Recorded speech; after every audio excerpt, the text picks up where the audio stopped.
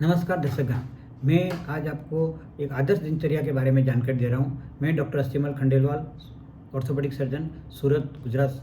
मैं आपको सुबह दिनचर्या जो अपनी होती है वो कैसे पूरे दिन आपको गुजारना चाहिए उसके बारे में जानकारी दे रहा हूँ। तो सुबह दिनचर्या स्टार्ट होती है सुबह उठने से।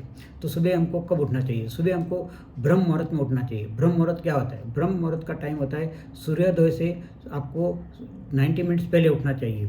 उस समय क्या होता है कि एक तो एनवायरनमेंट में हाई कॉस्मिक एनर्जी होती है, वातावरण शांत रहता है, उसमें डिस्ट्रैक्शन नहीं होता है, ना फ़ोन के नोटिफिकेशन होते हैं। तो आप सुबह जल्दी उठ रहे हैं तो आपको इस सब से डिस्ट्रैक्शन नहीं होता है। और उठने के लिए आपको सुबह जल्दी उठने के लिए एक तो आपको मुझे किसी ने पूछा कि हमको कब का अलार्म लगाना चाहिए, तो मेरा कहना है कि आप रात का अलार्म लगाइए कि जल्दी आप सोएंगे तो सुबह जल्दी उठेंगे। इसलिए आपको रात को 9-10 बजे सोने का बिस्तर में चले जाना चाहिए। दूसरा कि हाई रूटीन मोड बनाइए। आपका जो मॉर्निंग रूटीन है उसमें इतना रूटीन हाई स्ट्रांग बनाइए कि आपको मोटिवेशन रहेगा कि आपको सुबह जल्दी उठ के आपका जो मॉर्निंग हैबिट्स है वो आपको पूरा करना है। अब उठने के बाद आप जो दूसरा है कि सुबह उठ के उषापान, सेकंड चीज़ है उषापान। उषापान का मतलब क्या था? उषापान मतलब होता है गुनगुना पानी सुबह पीना। गुनगुना पानी पीने से क्या फ़ायदा? अपनी जो बॉडी वो रात भर में एसिडिक हो जाती है। जब आप गुनगुना पानी एल्कलाइन वाटर पीते हैं तो वो आपका जो लार के साथ मिलके आपके इंटेस्टाइन की सफाई करती है।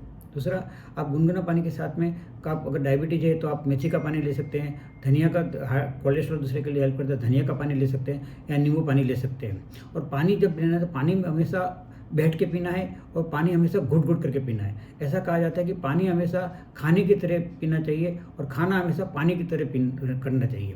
इसका मतलब है कि खाने एकदम स्लो स्लो शांति से घुट घुट पिए। और अगर आप कॉन्स्टिपेशन की प्रॉब्लम है तो आप पानी उखड़ू बैठ के पिएंगे तो वो भी आपको हेल्प करेगा। उसके बाद मल त्याग, डिफिकेशन। उसके लिए आपको एक तो आपको खाने में अपना फाइबर डाइट बढ़ाना है। फाइबर जितनी भी आपको सलाह दे वेजिटेबल्स है इन सबसे फाइबर मिलेंगे जो कि आपको कॉन्स्टिपेशन में हेल्प करेंगे। दूसरा, आपका जो बैठने का तरीका है वो आपका स्क्वेटिंग इज बेस्ट होता था, लेकिन अब समय के साथ जब सबके घर में वेस्टर्न लैट्रिन आ गई है तो आप वेस्टर्न लैट्रिन को भी आप अगर बैठना चाहो प्रॉपर ढंग से तो आप क्या करें, अपने फुट के नीचे एक 6-7 इंच का स्टूल लीजिए और वो पाँव के नीचे रख दीजिए, जिससे आपका हिप और नी फ्लेक्स हो जाएगा और आपका तो नेचुरल तरीका है इंटेस्टाइन और रेक्टम वो नेचुरल पोजीशन में आ जाएगा, जिससे आपको डिफिकेशन में आराम रहेगा। दूसरा, उसके बाद आपको जो सुबह ओम का उच्चारण करना चाहिए। ओम एक यूनिवर्सल फ्रीक्वेंसी है, मतलब जब सृष्टि की उत्पत्ति हुई जो फ्रीक्वेंसी से उत्पत्ति हुई वो ओम की ध्वनि है। ये और फर्स्ट सिंबल है, ये कोई धार्मिक सिंबल नहीं है। ये ओम एक तरह से मन को शांत करने वाला सिंबल है। ओम ऊपर इसमें आपको उच्चारण सही तरह से करना है। तो ओम है 3 अक्षर से मिलकर बनता है, ए, यू और एम।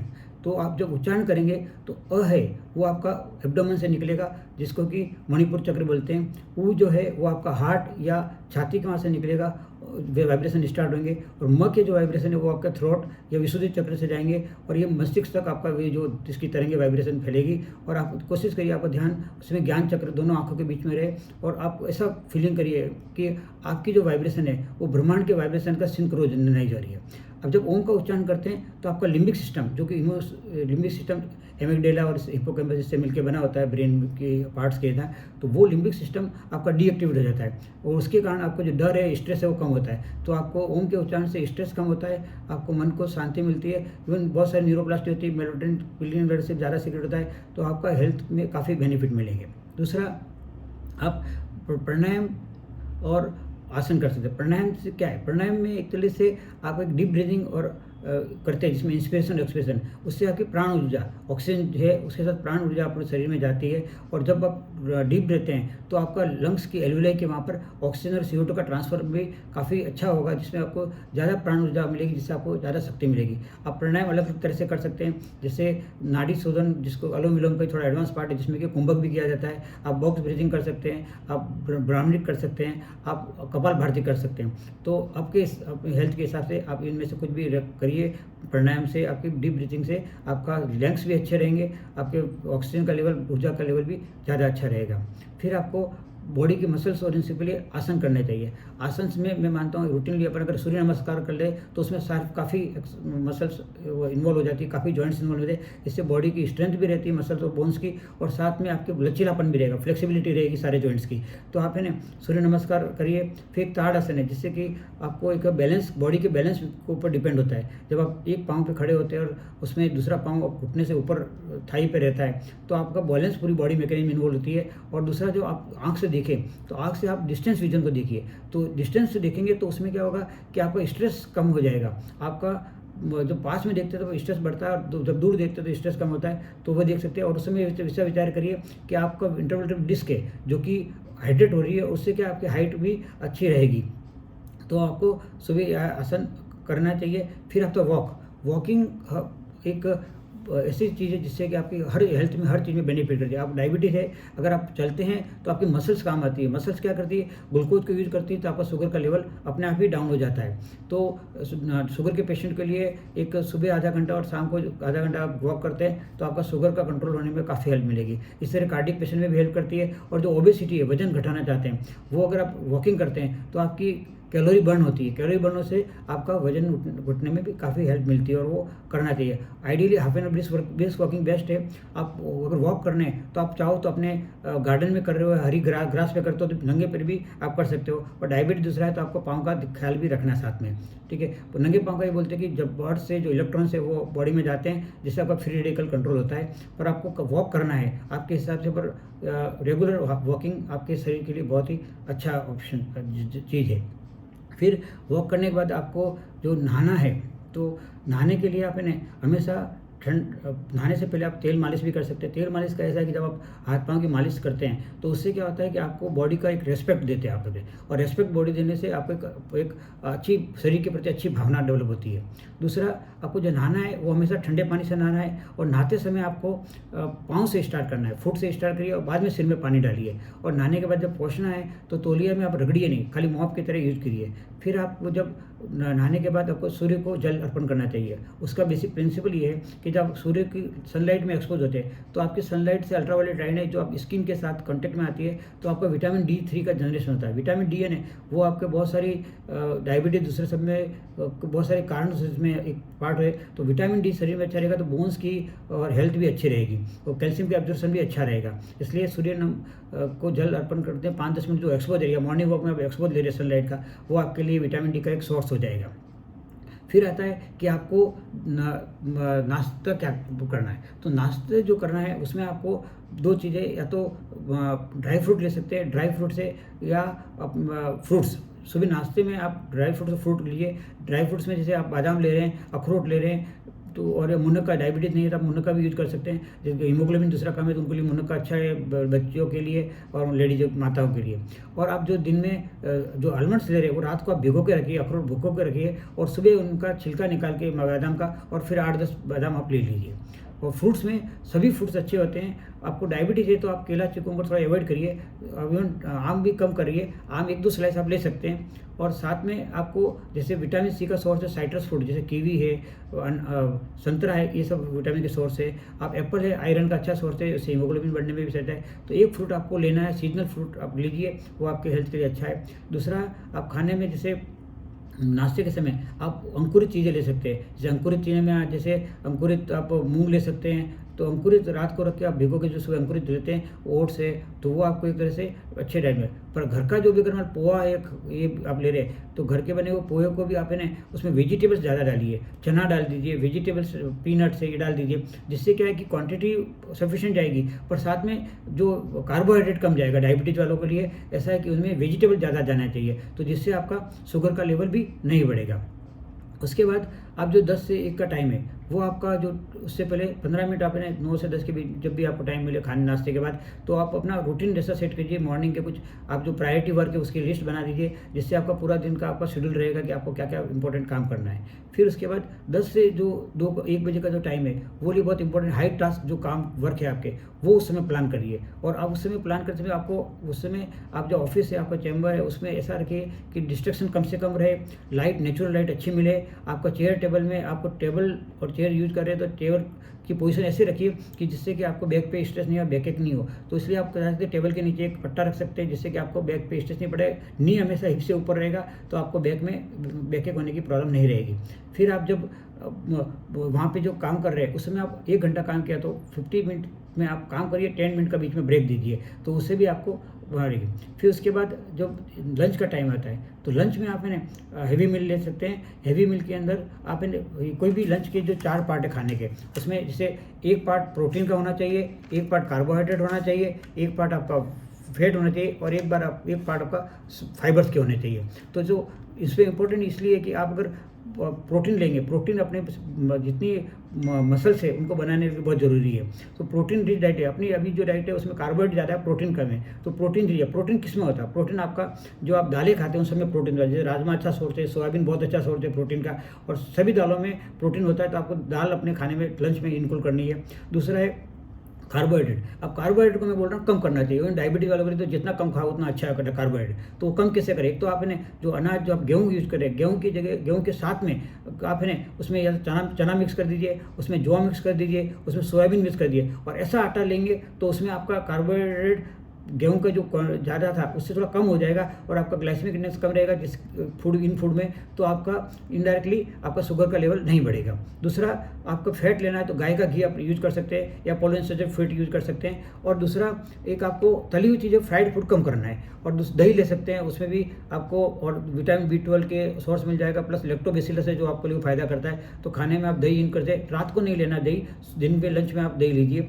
और चौथा है फाइबर। अब फाइबर किस में होता है? फाइबर आपका जो भी वेजिटेबल से सलाद है, वेजिटेबल से नहीं, तो इसलिए सलाद एक तो जैसे विटामिन ए के सोर्स के लिए गाजर है अच्छा है, विटामिन सी के लिए आपको नींबू अच्छा है, आंवला अच्छा है। तो ये सोर्स अपने नेचुरल सोर्स है, उसको आप ज़्यादा दीजिए। ग्रीन लीफी वेजिटेबल्स जो होते हैं उसमें पालक है, मेथी है, इनमें कैल्शियम भी अच्छा होता है। तो ये आपको अपनी डाइट में लेना है। ग्रीन लीफी वेजिटेबल और सलाद, ये 2 चीज़ें आप फाइबर ज़्यादा से ज़्यादा लीजिए, जिससे कि आपका पेट भी साफ रहेगा और ये कॉम्प्लेक्स कार्बोहाइड्रेट बनाएंगे। जब आप खाना खाएंगे, अगर सब्जी रोटी कम और टुकड़ा कम और सब्जी ज़्यादा लिए तो ये कॉम्प्लेक्स फूड जाएगा, और जिससे डाइजेशन प्रॉपर होगा और उससे आपका शुगर का लेवल एकदम स्पाइक नहीं बढ़ेगा।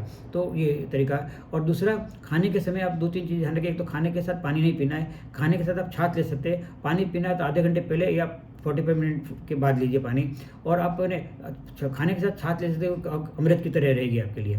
और साथ में खाने के समय ध्यान दीजिए कि एक माइंडफुल ईटिंग करना है। माइंडफुल ईटिंग का मतलब क्या? और खाना हमेशा बैठ के खाइए। और माइंडफुल ईटिंग का मतलब है कि खाते समय आप कोई भी डिस्ट्रैक्शन नहीं रखिए, जैसे मोबाइल यूज़ नहीं करिए, आप टीवी मत देखते खाना खाइए। तो आपको जब माइंडफुल ईटिंग करते हैं तो अपने शरीर में एक पिनियल ग्लैंड होती है, अपने शरीर में जो एक हार्मोन होता है सीरोटोनिन, जो सीरोटोनिन हार्मोन है वो अपना गट से बनता है। 90% गट में बनता है, खाली 10% ब्रेन में बनता है। तो सीरोटोनिन एक हैप्पी हार्मोन है। जो आप माइंडफुल ईटिंग करते हैं तो आपका सीरोटोनिन ज़्यादा सीक्रेट होगा और आप खुश रहेंगे, क्योंकि वो हैप्पी हार्मोन आपका ज़्यादा सीक्रेट होगा। इसी तरह आप जो लंच के बाद आपको वज्रासन में बैठना चाहिए। वज्रासन में क्यों बैठना चाहिए? वज्रासन में बैठने से क्या होता है, आप जब घुटने को नी को फ्लेक्स कर देते हैं तो आपका जो ब्लड है वो डाइजेशन में इंटेस्टाइन के वहाँ पे ज़्यादा जाएगा, स्टोमक के वहाँ ज़्यादा जाएगा, जिससे आपको पाँवों का जो ब्लड सर्कुलेशन वो उधर से वहाँ डाइवर्ट हो गया, तो आपका डाइजेशन अच्छा होगा। 5 मिनट ही बैठिए, ज़्यादा जरूरत नहीं, पर 5 मिनट बैठने, अगर आपका कोई ऑस्टियोआर्थराइटिस या कोई प्रॉब्लम नहीं है तो वज्रासन आपके लिए काफ़ी फायदेजनक है। दूसरा, उसके बाद खाने के जस्ट बाद सोइए नहीं। आप खाने के बाद 200-300 कदम चलना चाहिए, जिससे कि आपका शुगर एकदम बढ़ेगा नहीं, आपका बॉडी का मसल्स काम में आएगी। और सोना है, दिन में सोना नहीं चाहिए, खाली नैप ले सकते हैं। हाँ, आप काम करें 10-15 मिनट की नैप लेने से आपको ब्रेन को रिलैक्स होता है, तो वो आप ले सकते हैं।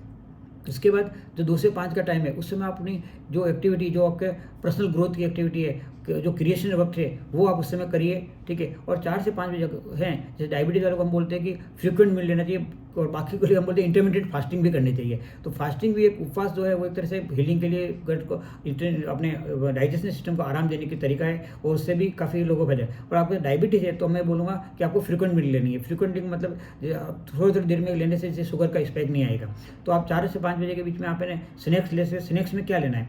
स्नैक्स में जैसे बिस्किट और तली हुई चीज़ें नहीं लेनी है, और बिस्किट और ब्रेड का तो मैं बिल्कुल आपको मना करता हूँ। जो मैदे के आइटम लेंगे तो आपको कॉन्स्टिपेशन होगा और वो आपके लिए नुकसानदायक है। इसकी जगह आप अपने स्नैक्स में आप जैसे नट्स ले सकते हैं, जैसे मूंगफली है, चना है। जो स्नैक्स है वो ये जिस तरह की नट्स है, ये आपको फ़ायदा करेगी। आप उसके बाद आप 5 से 8 के बीच में अपनी जो एक्सरसाइज वापस कर सकते हैं, आप वॉकिंग कर सकते हैं, आप साथ में योगा कर सकते हैं और फैमिली को टाइम दीजिए। फैमिली को टाइम देने से आपका जो रिलेशनशिप फैमिली के साथ अच्छे रहेंगे। और रात का जो 8 बजे जो खाना खाना है, वो खाना कोशिश करिए कि जल्दी खाएँ।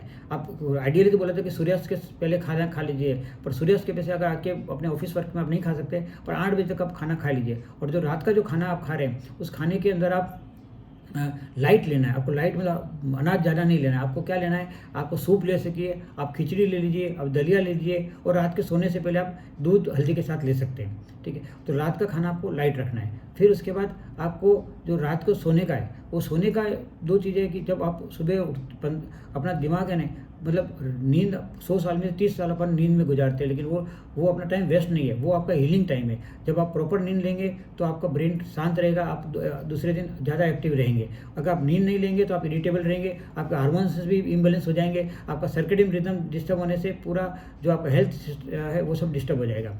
और सोने के पहले 15 मिनट और उठने के बाद 15 मिनट वो एक अच्छा टाइम है, जब आप आपको सबकॉन्शियस माइंड, अवचेतन माइंड जिसको बोलते हैं, उसको आप जैसे वो आप कमांड देंगे वो आपको फॉलो करेगा। अपना जो दिमाग है उसमें 2, एक सबकॉन्शियस माइंड, एक होता है कॉन्शियस माइंड, जागृत अवस्था, जिसमें कि जिस समय बीटा एक्टिविटी होती है ब्रेन में, उस समय विचार ज़्यादा होते हैं, मतलब उसका जो वाइब्रेशन बोलते हैं, जो फ्रिक्वेंसी बोलते हैं, वो आपका 12 से 23 के लगभग फ्रिक्वेंसी है, जो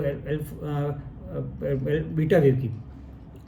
तो बीटा वेव की जगह आप जब मेटा कॉन्शियस के 2 पार्ट होते हैं, एक तो सबकॉन्शियस अनकॉन्शियस माइंड। तो सबकॉन्शियस माइंड है वो आपका एक जो है, जो कुछ एक्टिविटी जो आपको नहीं मालूम है फिर भी हो रही है, आप है ना, आप सांस ले रहे हैं, आप डाइजेशन हो रहा है, आप हार्ट चल रहा है, ये बहुत सारी चीज़ें जो कॉन्शियसली आप नहीं कर रहे पर अनकॉन्शियसली हो रही है। तो अनकॉन्शियस माइंड आपका बहुत बड़ा रोल बढ़ता है आपकी लाइफ के अंदर। तो अनकॉन्शियस माइंड को अगर आप उसकी भाषा में आप उसको कमांड देंगे। कॉन्शियस माइंड एक तरह से बॉस है, लेकिन बॉस से ज़्यादा काम 90% काम अनकॉन्शियस माइंड का इंपॉर्टेंस है। अगर आपका गोल अचीविंग के आपके दिमाग में है कि आपको मुझे ये काम करना है, वो काम अगर आप करना चाहते हो, तो उसके लिए आपको सबकॉन्शियस माइंड को आपको सजेशन देना पड़ेंगे, उनको ऑर्डर देना पड़ेगा, तो वो फॉलो करेगा। मतलब जो कॉन्शियस माइंड है वो आप समझ लो आपका राजा है, तो जो आपका सर्वेंट है वो सबकॉन्शियस माइंड है, पर सर्वेंट वो फॉलो कोई करेगा जो राजा उसको समझा पाएगा उस चीज़ को।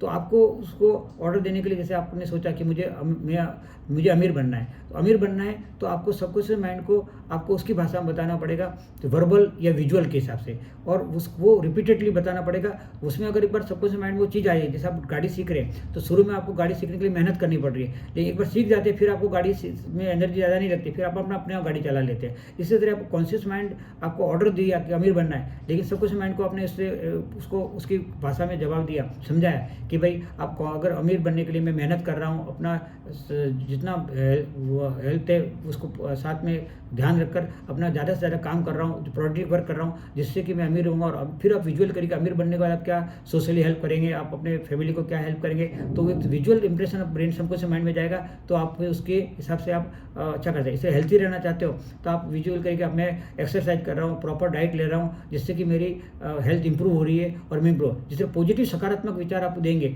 तो ब्रेन उसको कॉन्शियस माइंड से सबकॉन्शियस माइंड में सकारात्मक विचार जाने से वो आपके रिपीटेडली करने से, क्योंकि एकदम नहीं होगा, लेकिन आप रिपीटेडली करेंगे तो आपको रिजल्ट मिलेगा, और फिर आप वो उसका आपका जो गोल है, आपका ड्रीम है, वो ड्रीम आप पूरा हो जाएगा। ठीक है, इसलिए आप अपना रूटीन है, एक डिसिप्लिन रूटीन फॉलो करिए और कंसिस्टेंसी रखिए, उससे आप अपना जो गोल जीवन में पाना चाहते हो वो मिल सकता है। हर आदमी अपने प्रॉपर रूटीन और प्रॉपर पॉजिटिव सकारात्मक सोच के जीवन जिएगा तो भविष्य में सभी का जीवन सुधरेगा। और मैं आपके सभी की शुभकामनाएं अच्छे हेल्थ के लिए और अच्छे भविष्य के लिए देता हूँ। धन्यवाद आपका अपने समय निकाल के मेरा वीडियो सुना। और आपको और भी कुछ मेडिकल इश्यूज से रिलेटेड वीडियो है, वो मेरे बहुत सारे हैं, वो आप भी ये इस पे चैनल पर देख सकते हैं। धन्यवाद।